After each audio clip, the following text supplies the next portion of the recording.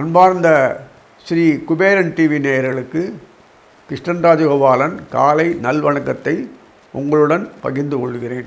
குரு வக்கர முறிவு அப்படின்னா என்ன அர்த்தம்னா, உடம்பு சரியாக இருந்தவன் ஐசியூலேருந்து வந்து வெளியில் வந்து நல்லா ஆகி பழையபடியே டிஸ்சார்ஜ் ஆகி வீட்டுக்கு போகிறார். ஜம்முன்னு இருக்கார், தெம்பாக இருக்கார். மீண்டும் உலகத்தை பார்க்குறார், பொறுப்பேற்றுக்கிறார், பயங்கர தெம்பாக இருப்பார்.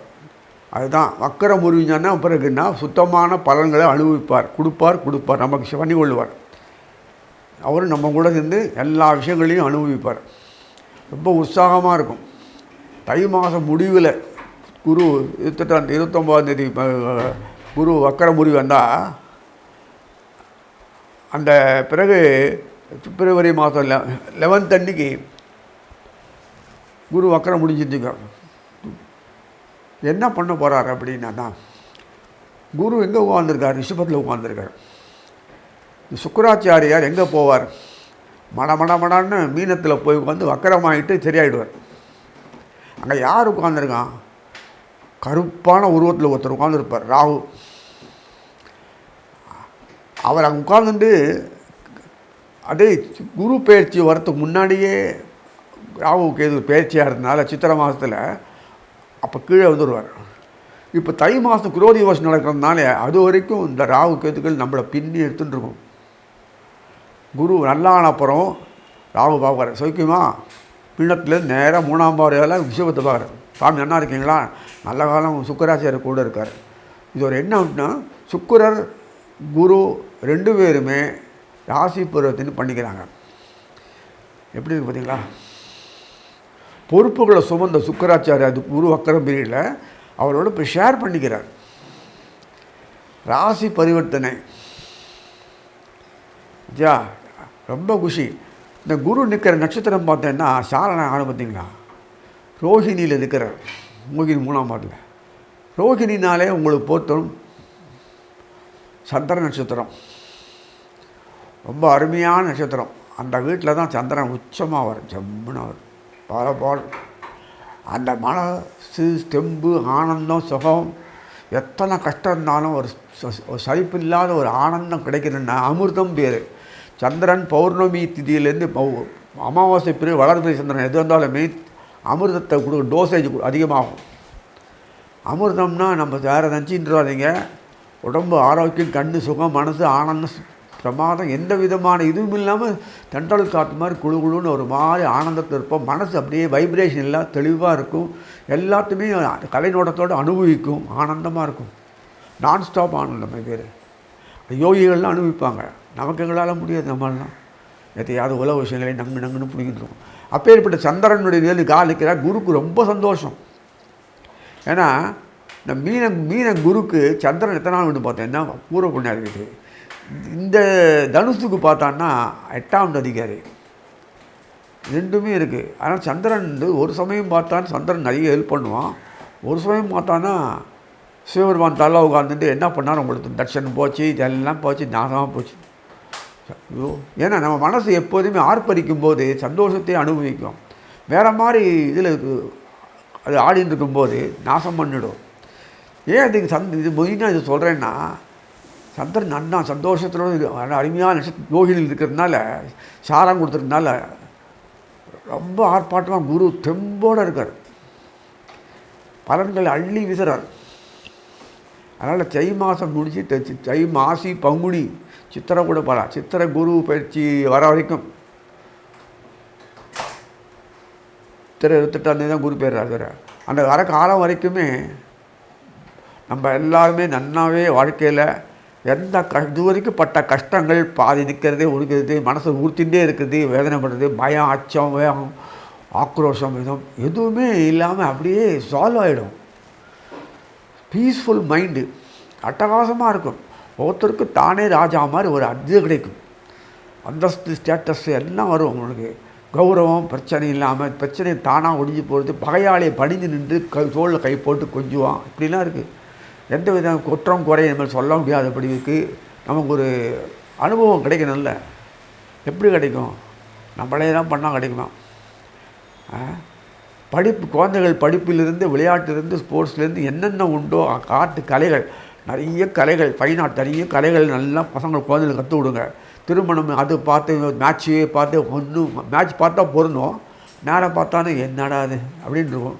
இது மாதிரி குற்றங்குறை இல்லாமல் எல்லாருமே வசீகரப்படுத்துறதுன்னு பேர். அந்த அட்ராக்ஷன் வசீகரப்படுத்தினாலே உங்களுக்கு பொறுத்த வரைக்கும் குற்றங்குறையே தெரியாது. இது நான் சைக்காலஜியாக சொல்லலை, உண்மையிலேயும் அப்படி தான். நம்ம எது நல்லதுன்னு நினைக்கிறோமோ அது குற்றம் குறையோடு நிறைய இருக்கும். சொல்லுவார் பகவானே சொல்கிறது, தேவர்களும் கிடைக்காதையா, எந்த நேரத்தில் எந்த சந்தோஷம் எப்படி வரும் இன்னும் தெரியாது. அத்தனை இதில் குறைச்சல் இருக்கும்போது திடீர்னு சந்தோஷம் வரும், அல்ப சந்தோஷம் வச்சுப்போம், அது ஆனந்தமாக இருக்கும். அந்த மாதிரிலாம் ஒரு அமைப்பெல்லாம் வருதுன்றது குரு பெயர்ச்சி, குரு அக்கறம் முடிஞ்ச உடனே வர ஆரம்பிச்சிடும். இதுக்கு தான் இவ்வளோ தூரம் சொல்கிறேன். அப்போ நமக்கு என்னென்ன காரியம் சொல்யூஷன் இல்லாமல் விட தெரியாமல் அலைஞ்சிருந்தது நமக்கு அது ஏதாவது ஒரு நிலைக்கு நமக்கு வரணும் இல்லை, எல்லாம் நமக்கு சார்புடையதாக அமையும் எல்லாமே. அப்பேற்பட்ட சார்புடையதாக அமைய போது நமக்கு என்னென்ன நடக்கும், அதுக்கேற்றாமல் கிரகணம் இந்த கிரகங்கள்லாம் ஒத்துழைக்கணும்ல, இல்லை அது ஒரு டீம் ஒர்க் தானே. ஒரு காரியம் செய்யலான்னு 5 பேர் வேணுன்றார் பகவான். அது அந்த மாதிரி இந்த கிரகநாதர்கள் ஒத்துழைச்சா தானே முடியும், நம்மளே முடியுமா? அதனால் சனீஸ்வரர் கும்பத்தில் இருப்பார், ஒரு கவலையும் இல்லை. அந்த தை மாதத்தில் இந்த சூரியனோட இந்த புதன் இருந்தார், அது உடனே கும்பத்துக்கு வந்துடுவார், கும்பத்துலேருந்து மீனத்துக்கு போயிடுவார். ராகு மீனத்தில் தான் இருப்பார். இப்போ சொல்ல இப்போ நான் பிப்ரவரி தை மாதம் சித்திரை தான் வருவார். அது வரைக்கும் இப்போ சாமர்கள் நம்ம சாதுவாக ராகு இருப்பார். கேது நம்ம கூட நீட்டி இந்த எலெக்ஷன் டயத்தில் இந்த கட்சிகள்லாம் சண்டை போட்டிருந்தா கூட ஒன்றுத்துக்குள்ளே பேக்ட் வச்சுக்கோங்க, பகையெல்லாம் உறவு கொண்டாடும். இப்படிலாம் பார்த்துறீங்களா? அது மாதிரி தான் நவகரங்கள் இருக்கும் போல் இருக்குது, தெரியாது.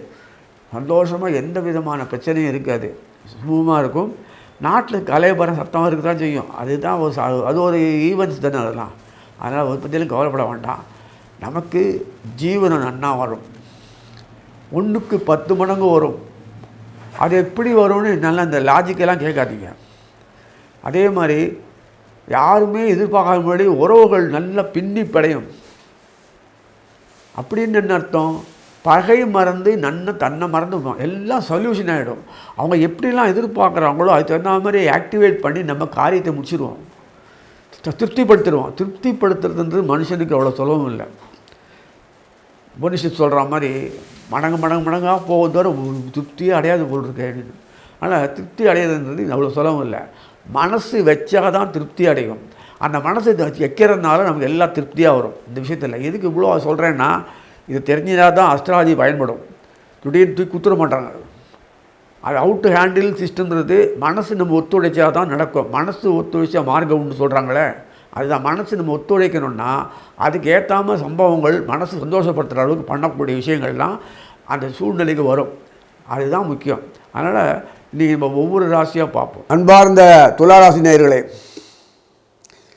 குரு வக்கரம் முடிஞ்சு தை மாதம் 9ஆம் தேதி நல்லாயிட்டார், ஒரு பிரச்சனையும் இல்லை. தை மாதம் முடிஞ்ச பிறகு மாசி பங்குனி கிரகநாதர்கள்லாம் ஒன்றா ஒரே சூரியனுக்கு வந்து ஏகப்பட்ட யோகம் கொடுப்பாங்க. சூரியன் புதன் சுக்கரன் எல்லாம் அப்புறம் மேலே அங்கே சுக்கரன் மேலே போயிட்டார். சூரியன் புதன் அது சமயத்தில் செவ்வாய் வந்து உட்காந்துருவாருங்க. குரோதி வருஷம் செவ்வாய் இப்போ இல்லை, செவ்வாய் சூரியன் புதன் சுக்கரன் 3 பேரும் முக்கியம். விஸ்வாவச வருஷம் தான் அது மாதிரி வருது. இப்போ செவ்வாய் வந்து கடகம் இருந்தான், குரோதி வருஷம் தான் நடக்கிறது. இப்பேற்பட்ட பீரியடில் இருக்கும்போது ராகு கேதுக்கள் என்ன பண்ண போகிறது இல்லை, உட்காந்து கெடுத்துடுவாங்க கிடையாது.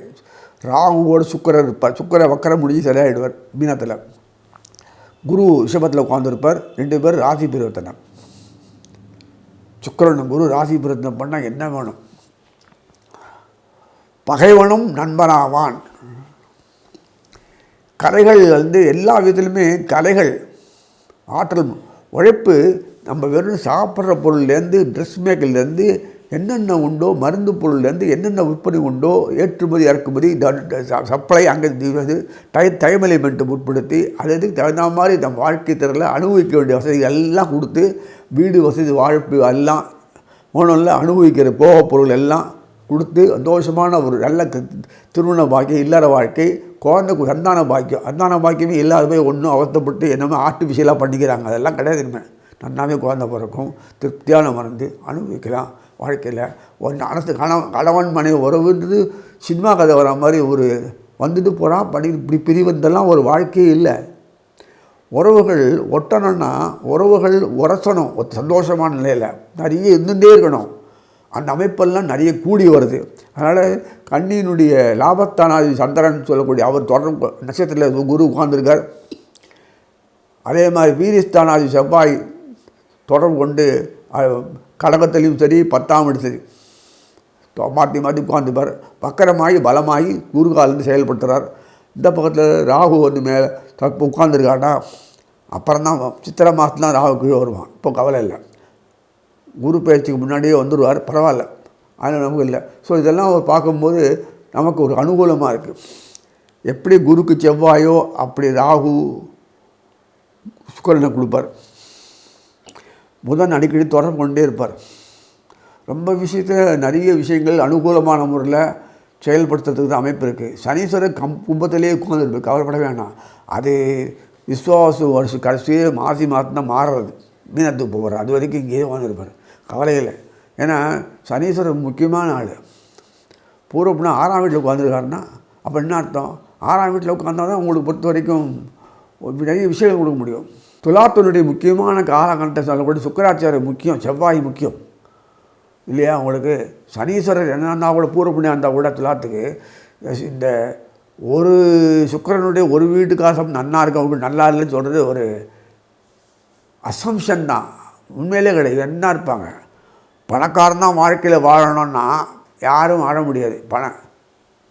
அந்த மாதிரி ஒரு தப்பான அசம்ஷன். மணி பொருள் இருந்தால் தான் வாழ்க்கை வாழணும்னா மணிக்கு வேல்யூ இல்லைன்னு வாழ்க்கை வாழ முடியுமா? அதுவும் முடியாது. இதெல்லாம் அர்த்தம் இல்லாமல் ஒரு அசம்ஷன், மீனான போட்டு ஒரு அச்சம், பயம், வேதனை, குழப்பம், இந்த சிந்தனைகள்லாம் வந்து நமக்கு ரொம்ப அசிங்கப்படுத்திடுது. நம்மளை போட்டு வேதனைப்படுத்தி வாழ்க்கையே இருக்கிற சந்தோஷத்தை கெடுத்துருது. இத்தனை நாள் அப்படி தான் மனசு. சந்திரனுடைய இதுவே மனசு கொடுத்தா தான் உங்களுக்கு உலக வாழ்க்கை நடத்துறதுக்காக அப்படி பண்ணியிருக்காரு. அது சிவபெருமான் தாலேருந்து எப்போ சந்திரன் வச்சுட்டு இருப்பார். ஐயோ நீங்கள் கேட்குறீங்க, கொஞ்சம் நஞ்சம் இருந்தாலே நமக்கு அந்த ஒரு வழியாக அப்படி கற்பனையிலேயே கொண்டு போயிட்டு ஏமாற்றின்றது, வாழ்க்கை ஜீரோ ஆக்கிடுது. கற்பனையில் போனவங்களாம் காலி, கவிஞராக இருப்பான், எழுதுவான், பாட்டாட்டு பண்ணுவான், அதில் வாழ்க்கை கடைசியில் இருக்கும். கான்னு பாட வேண்டியதுதான். என்ன பண்ண முடியும்? அவங்கள எத்தனை பேர் வாழ்க்கை போலியான வாழ்க்கை கொடுத்துரும். அதனால் வந்து சந்திரனுடைய ஓட்டத்தை கண்டால் பயப்படுவாங்க. அந்த சந்திரன் உச்சமாற யோகினியில் நின்று உட்கார்ந்துருக்கார் குரு. மைண்டு சும்மா ஃப்ரீஸாக ஆனந்தமாக இருக்குது.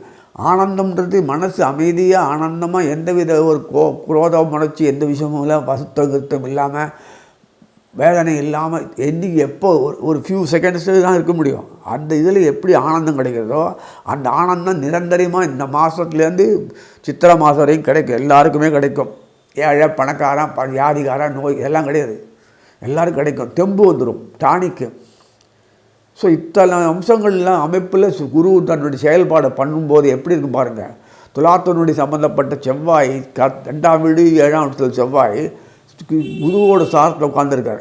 குருவோட சாரத்தில் உட்காந்து 3ஆம் வீடு இல்லையா, அவர் 6ஆம் வீடு 3ஆம் வீடு தொடர்புள்ள அந்த குரு 8ஆம் வீட்டில் உட்காந்தால் தான் உங்களுக்கு பொறுத்த வரைக்கும் நிறைய கொடுக்க முடியும். மறைவு மைனஸ் இன்ட்டு மைனஸ் ப்ளஸ் ஆகிடுது இல்லை, இப்படி அது என்ன நெகட்டிவ். அதே மாதிரி மறைமுகமாக சோர்ஸஸ் பண்ணி தான் கொண்டு வர முடியும். எந்த பொருளும் மறைமுகமாக இருந்தால் வெளியில் வருது. ஞானம் வரணும்னா கஷ்டத்து நடுவில் இருந்தால் தான் ஞானம் வெளியில் வரும். ஒரு இல்லாமை ஒரு சூழ்நிலை அமையும் போது தான், தேடல் கிடைக்கும்போது தான் ஞானத்தினுடைய வெளிப்பாடு வரும். அதை பிளாக் பண்ணால் தான் இது வெளியில் வரும். இல்லை அதை உடச்சி மாற்றி பண்ணும்போது அது உள்ளேருந்து வரும். இது நேச்சர் தான். எசன்ஸ் ஆஃப் தி இது வரும்போது லைஃப்பில் இந்த மாதிரி சாக்ரிஃபைஸ் பண்ணி லைஃப் போயிட்டே இருந்தான்னா ஒரு முடிவு வேணும்னா ஒரு துயரமும் வேதனையும் அழுக்கும் ஆயும் டெத்தும் இதே தானா வாழ்க்கை. அதுக்காக மாரடிச்சுட்டே போக முடியுமா? அந்த வருஷங்கள்லாம் பார்த்தோன்னா ஒரே நோய்க்காகவே செலவழித்து பயந்து வாழ்க்கையை நாசம் பண்ணி திருடு 4 பொருள் காணாமல் போடுறது, இப்படி திருடு போடுறது, ஏமாற்றி சித்துடுறாங்க. இப்படிலாம் நடத்துக்கிறது வந்து கடனும் வீக்னஸை பயன்படுத்தி கடன் வட்டி ஏமாந்து போயிடுறோம். நம்பி சோர்ஸஸ் ஆஃப் இன்கம் நம்பாத்துக்குள்ளே படுற பாடு வந்தது கழிச்சுக்கு தெரிய முடியாது. இப்படிலாம் நிறைய வேதனைப்பட்டோம். யாரை நம்புறது, யார் நம்பக்கூடாது, யார் ஏமாற்றோம், இப்படி நியூஸ் எல்லாம் பார்த்தோன்னா ரொம்ப த்ரெட்டனிங்காக இருக்குது. அனுபவிக்கலாம் பார்த்தோன்னா புத்தி தடுமாறி போய்டுறது, இதெல்லாம் நிறைய இருக்குது. இந்த மாதிரி குழப்பமான சூழ்நிலையிலேருந்து வெளியில் வந்தாச்சு எல்லாருமே. நான் குரு நன்னாயிட்டார். குரு மாத்திரம் இப்படி ஆயிருந்தான்னா அவஸ்தை தான். இத்தனை நாள் அவர் அப்படி தான் பண்ணியிருந்தார். இப்போ நல்லாயிட்டார். மேலும் சப்போர்ட்டிவாக செவ்வாய் இருக்கார், சந்திரன் கூட இருக்கார். என்னென்ன உண்டோ அது சமயத்தில் இந்த சுச்சுவேஷன் சொல்கிறேன். சனீஸ்வரன் நன்னா கும்பத்தில் உட்கார்ந்துருக்கார். ஆக துலாத்தினுடைய அமைப்பு பார்க்கும்போது கடத்தரம் செவ்வாய் தொடர்பு வைக்கிறதுனால, ஏன்னா குரு வந்து உங்களுக்கு 6ஆம் அதிகாரி 3ஆம் அந்த இந்த கேடரே கிடையாது. அவர் தான் கொடுக்கணும். ஒருத்தர் நமக்கு பகையாளி காரியம் அவர் தான் எல்லாமே இருக்குன்னா யாரோ அவருக்கு வேண்டிய வச்சுட்டு தவணாமல் வச்சு காரியத்தை முடிக்கிறோமோ இல்லையா?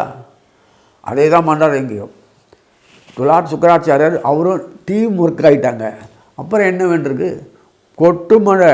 இன்னுமே வந்து நான் பழையபடியே பிளாக் இது இல்லை முனகை கணக்கை இப்படிதான் அப்படின்னு நெகட்டிவாக பேசவே கூடாதீங்க. அந்த அளவுக்கு நிறைய கொடுத்துருவார். விருத்திக்கு முதல்ல வரும். குழந்தைகள் கல்யாணம் பண்ணால் அப்பா அம்மா பேச ஒரே ஒரு பொண்ணு இல்லை நிறைய வரும். மேலும் பார்ஷியல் அந்த மாதிரிலாம் குழந்தைகள்லாம் போகிற அதெல்லாம் வராது. நன்னாவே இருக்கும், தெளிவாக இருக்கும். ஏன்னா ஹஸ்பண்ட் ஒய்ஃப் ரிலேஷன்ஷிப் இதெல்லாம் ஒரு பேரளவுக்கு தான் இருந்தது. அந்த குடும்பங்கள்லாம் நல்ல ஒத்துமையாகிடும், ஆனந்தமாக இருக்கும். பழையன புத்தியை மாறி ஒத்துமையாக இருப்பாங்க எல்லாருமே, ஆனந்தமாக இருக்கும். பிஸ்னஸ் கூடுமான வரைக்கும் வேலைக்கு போகிறது குறைஞ்சிரும். பிஸ்னஸ் ஆக்டிவிட்டியில் நிறைய இறங்கிடுவாங்க. நிறைய ஏன்னா 10 மணி நேரம் 12 மணி நேரம் ஒரு இடத்துக்கு வந்து பணம் இன்க்ரிமெண்ட் வரதான் பார்த்து காலமே இல்லை. மல்டிபிள் பிஸ்னஸ் ஆக்டிவிட்டீஸ் எல்லாமே அதில் நிறைய பிஸ்னஸ் ஆக்டிவிட்டிஸ் கலந்துப்பாங்க. அதனால் இன்வெஸ்ட்மெண்ட் ரொட்டேட் மாறிகிட்டே இருக்கும், செஞ்சுட்டே இருப்பாங்க, போயிட்டே இருக்கும். எதுவுமே அப்படி தான். சொத்துக்கள் வரும், சேருவாங்க, டிஸ்போஸ் பண்ணுவாங்க, மல்டிபிள் ஆக்குவாங்க. இப்படி மணி ஏர்னிங் இருக்கும். ஒரு சமயம் ஒரு பக்கத்தில் ஒரு குடும்பத்தில் எல்லாத்துக்கும் கலந்துப்பாங்க. எனக்கு நேரம் இல்லை, காலம் இல்லை, லீவு கடை அது கடை சொல்கிற மாதிரி இல்லை, சிஸ்டம் இல்லை. ஆனால் இப்படிலாம் இருக்குது. So multiple business activities all over வேர்ல்டில் போகும். வி ஆர் நம்பர் 1 ஆகிடுவோம். ஏன்னா நம்ம தான் எல்லாமே கொடுத்தாலும் உலகத்தில் நம்ம சுற்றி இருக்கிற நாடுகள் ஃபுல்லாக ஏஷியன் கண்ட்ரிஸ் ஃபுல்லாக 0 அது நிறைய கொடுத்துருவாங்கன்னு. வெளிநாட்டில் நம்ம திறமை காட்டுறதுக்கு நம்ம தான் நம்பர் 1. ஸோ அதனால் வந்து எல்லாத்துலையும் ஆப்பர்ச்சுனிட்டி இருக்குது. என்ன ஒரு ரிக்வஸ்ட்னால் இந்தியாவில் சின்ன பிஸ்னஸோ சொந்தமாக இன்வெஸ்ட்மெண்ட் பண்ணி சந்தோஷமாக வாழ பாருங்கள். அது உண்டான அமைப்புகள் கவர்மெண்ட்டு சொல்லக்கூடிய அரசாங்கத்தில் பெரிய சேஞ்சஸ் நிறைய வரப்போகுது. சித்திரை மாதத்துக்கு பிறகு வரக்கூடிய சேஞ்சஸ் பார்த்திங்கன்னா அட்டகாசமாக வரும். அதனால் நம்ம மூக்க முடிச்சு நல்ல சப்போர்ட் பண்ணிட்டு போயிட்டே இருக்க வேண்டியது தான். அதே மாதிரி ஆக்டிவிட்டீஸ் மட்டும் இல்லை, பசங்களுடைய இது வளர்ச்சி அபரிவிதமாக இருக்கும். இன்னும் குறை பிரசவம் பாதியில் செத்து போகிறது, ஆக்சிடென்ட் சாகிறது இதெல்லாம் இருக்காது. இப்போதைக்கு வேணால் இப்படி தான் இருக்கலாம். ஆனால் போக போக எல்லாம் நார்மலாகி நல்ல வாழ்க்கை அமைவாங்க. கூடுமான வரைக்கும் சந்தோஷமான உறவுகளோடு கொண்டோடைய வாழ்க்கை. வனாதன திரும்பத்தில் ஈடுபட்டே ஆகணும். யாரும் அதை விட்டு வெளியில் வராதிங்க. பசங்களே அதை எட்டிக் பண்ணுங்கள். அப்படி சொல்லி பார்த்து அமைகிறேன். ஸ்ரீ குபேரன் டிவியை பார்த்தமைக்கு நன்றிகள். மேலும் இது போன்ற தகவல்களை தெரிந்து கொள்ள ஸ்ரீ குபேரன் டிவியை சப்ஸ்கிரைப் செய்யுங்கள். மறக்காமல் பெல் ஐக்கானை கிளிக் செய்யுங்கள்.